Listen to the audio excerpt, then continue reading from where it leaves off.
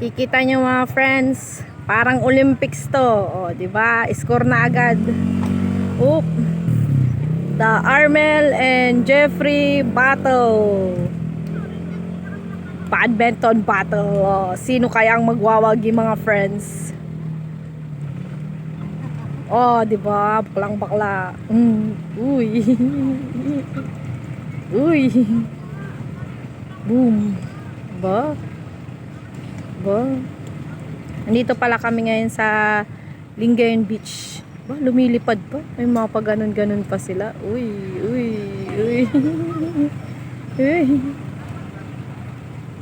Si Armel kasi very sports minded. Mahilig siya sa mga sports, mga badminton, volleyball, ganyan.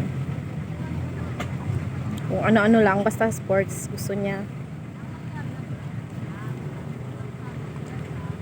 Diba? No, diba? Parang Olympics lang. Napaka-serious.